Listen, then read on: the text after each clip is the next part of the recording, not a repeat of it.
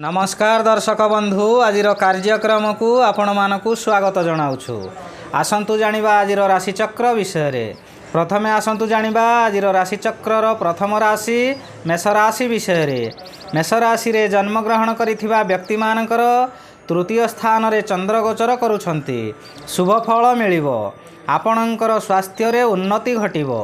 पूर्वरु थिबा रोगमान अपसरी जीवो। शरीर जो तेज वृद्धि हेबो। जो कार्य करने चाहिए से सफलता लाभ करेंगे। हठात आपणकर कौनसी ठारू शुभ खबर पाई मनर बल वृद्धि हेब। व्यवसाय रे अधिक लाभवान हेबे। आज धन संचय करिवार दिनटीए। एबे आसंतु जानिबा राशिचक्र द्वितीय राशि वृष राशि विषय रे।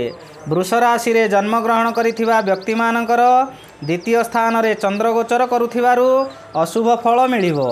आज आपणक कार्य को बंधु माने समालोचना करिवे। द्वितीय गृह धन गृह एवं परिवार गृह होइथिबारु आपणक निज लोक माने शत्रुता करिवे। बहु अर्थ व्यय कराई आपणक बर्बाद कराई देबे। आपण हताश होई पड़िवे। आज पिला माने आपणकर निर्देशर विपरीत कार्य करी बहु स्थान रे आपणक अपमानित करिवे। एबे आसंतु जानिबा राशिचक्र तृतीय राशि मिथुन राशि विषय रे। मिथुन राशि रे जन्मग्रहण करिथिबा व्यक्ति मानकर श्रीचंद्र भोग हेउथिबारु एवं अन्य ग्रह द्वारा बाधा पाउथिबारु केतेकांश रे शुभ फल मिलिबो। आज आपणंकु सम्मान मिलिबार बाधा आसीबो। आपणंकर मानसिक स्थिति बिगिड़ी जीवो। चंद्र मनकारक ग्रह होइथिबारु मनरे संदेह जात हेबो। आपण प्रतिशोधर नियारे जलिबे। पाखरे खाद्य थाई मध्य खाई पारिबे नाही। एबे आसंतु जानिबा राशिचक्र चतुर्थ राशि कर्कट राशि विषय रे। कर्कट राशि रे जन्मग्रहण करिथिबा व्यक्ति मानकर द्वादश स्थान रे चंद्र गोचर करुछंती।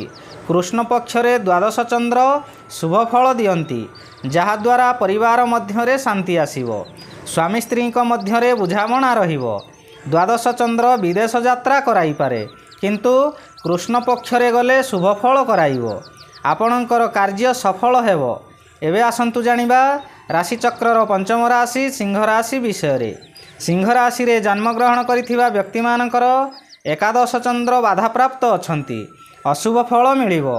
आपणकर प्रत्येक कार्य रे बाधा आसीबो। आय रे हठात किछि समस्या देखा देबो। आपण जेते चेष्टा कले मध्य ताहा ठीक होई परिबो नाही। आज दिन रे बंधु माने आपणक विरोध रे जिवे।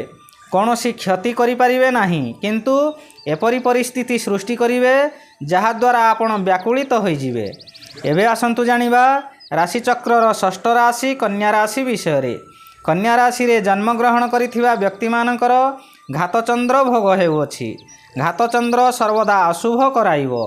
घरे बाहरे प्रत्येक स्थान रे आपण अपदस्थ पाइबे। कर्मक्षेत्र रे असफल होई अपमानित हेबे। बहु परिमाण रे व्यय हेबो।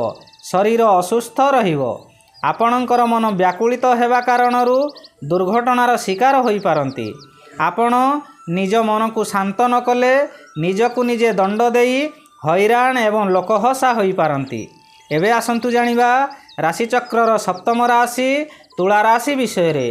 तुला राशि रे जन्मग्रहण करिथिबा व्यक्ति मानकर जन्मर भी बाधा प्राप्त एवं नवम चंद्र मध्य बाधा प्राप्त अछंती। अशुभ बदल रे शुभ फल मिलिबो। आपण जेउ कार्य पूर्वरु आरंभ करिथिले सही कार्य एही समय रे पूर्ण होई जिवो। पूजा पाठ रे मन निवेश करिवे। कोनोसी अनुष्ठान रे बहु आर्थिक सहाय्य करि पारंती। विभिन्न जगारु प्रशंसा मिलिबो।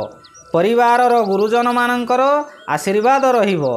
एबे आसंतु जानिबा राशिचक्र अष्टम राशि बिछा राशि विषय रे।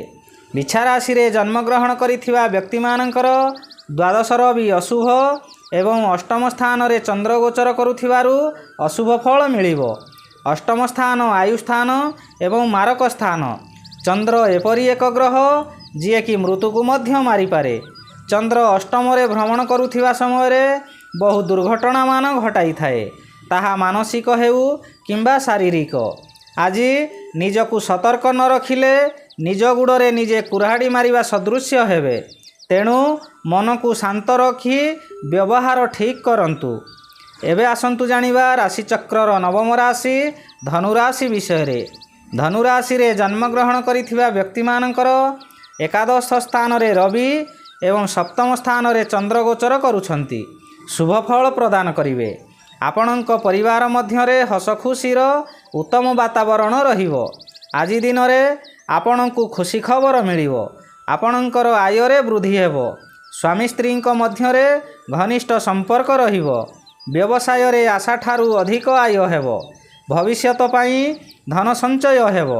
ଏବେ ଆସନ୍ତୁ ଜାଣିବା ରାଶିଚକ୍ରର ଦଶମ ରାଶି ମକର ରାଶି ବିଷୟରେ। ମକର ରାଶିରେ ଜନ୍ମଗ୍ରହଣ କରିଥିବା ବ୍ୟକ୍ତିମାନଙ୍କର ଦଶମ ରବି ଶୁଭ ଏବଂ ଷଷ୍ଠ ସ୍ଥାନରେ ଚନ୍ଦ୍ର ଗୋଚର କରୁଥିବାରୁ ଶୁଭ ଫଳ ମିଳିବ। ଷଷ୍ଠ ଚନ୍ଦ୍ର ବଳବାନ ଚନ୍ଦ୍ର। ଆପଣଙ୍କ ପରିବାର ମଧ୍ୟରେ ଖାଲି ଆନନ୍ଦ ହିଁ ଆନନ୍ଦ ମିଳିବ। ଯେଉଁ କାର୍ଯ୍ୟରେ ହାତ ଦେବେ ସେଥିରେ ସଫଳତା ନିଶ୍ଚୟ ମିଳିବ। ବ୍ୟବସାୟ କରୁଥିବା ବ୍ୟକ୍ତିମାନେ ବ୍ୟବସାୟରେ ଆଶାଠାରୁ ଅଧିକ ଲାଭବାନ ହେବେ। ପୂର୍ବରୁ ଆପଣ କରିଥିବା ଋଣ ଏହି ସମୟରେ ପରିଶୋଧ କରିପାରିବେ। ପାଖରେ ଅର୍ଥର ଅଭାବ ରହିବ ନାହିଁ। ଏବେ ଆସନ୍ତୁ ଜାଣିବା ରାଶିଚକ୍ରର ଏକାଦଶ ରାଶି କୁମ୍ଭ ରାଶି ବିଷୟରେ। କୁମ୍ଭ ରାଶିରେ ଜନ୍ମଗ୍ରହଣ କରିଥିବା ବ୍ୟକ୍ତିମାନଙ୍କର ନବମ ରବି ଶୁଭ ଏବଂ ପଞ୍ଚମ ଚନ୍ଦ୍ର ବାଧାପ୍ରାପ୍ତ ଥିବାରୁ ଶୁଭ ଫଳ ମିଳିବ। ଆପଣଙ୍କର ସ୍ୱାସ୍ଥ୍ୟ ଉତ୍ତମ ରହିବ। ପୂର୍ବରୁ ଯେଉଁମାନେ ହଇରାଣ ହରକତ କରୁଥିଲେ ଏବେ ଆପଣ ଶାନ୍ତିରେ ରହିବେ। ଆପଣଙ୍କର ବିଭିନ୍ନ ଜ୍ଞାନ ବୃଦ୍ଧି ହେବ। ଆପଣଙ୍କର ଜ୍ଞାନ ବଳରେ ଆପଣ ବହୁ ବଡ଼ ବଡ଼ ବିପଦରୁ ମୁକୁଳି ଯିବେ। ବହୁ କାର୍ଯ୍ୟରେ ହାତ ଦେଇ ଆପଣ ସଫଳ ହେବେ। ଆଜି ଆପଣ ଶୁଭ କର୍ମମାନ କରିବେ। ଏବେ ଆସନ୍ତୁ ଜାଣିବା ରାଶିଚକ୍ରର ଦ୍ୱାଦଶ ରାଶି ବା ଶେଷ ରାଶି ମୀନ ରାଶି ବିଷୟରେ। ମୀନ ରାଶିରେ ଜନ୍ମଗ୍ରହଣ କରିଥିବା ବ୍ୟକ୍ତିମାନଙ୍କର ଅଷ୍ଟମ ରବି ବାଧାପ୍ରାପ୍ତ ଅଛନ୍ତି। ଅଶୁଭ ଫଳ ମିଳିବ ନାହିଁ। ଚତୁର୍ଥ ସ୍ଥାନରେ ଚନ୍ଦ୍ର ଗୋଚର କରୁଛନ୍ତି। ଶୁଭ ଫଳ ମିଳିବ। କୌଣସି ବନ୍ଧୁଙ୍କ ଦ୍ୱାରା ଆପଣ ଉନ୍ନତି ପଥରେ ଆଗେଇ ଚାଲିବେ। ହଠାତ୍ ଅର୍ଥ ବ୍ୟୟ ହେଲେ ମଧ୍ୟ କୌଣସିଠାରୁ ଅର୍ଥ ମିଳିଯିବ। ଆପଣ ଖୁସିରେ ରହିବେ। ମାନସିକ ଅଶାନ୍ତି ପରିବର୍ତ୍ତେ ମାନସିକ ଶାନ୍ତି ମିଳିବ। ହଠାତ୍ କୌଣସିଠାରୁ ଶୁଭ ଖବର ପାଇ ବିଦେଶ ଯାତ୍ରା କରିପାରନ୍ତି।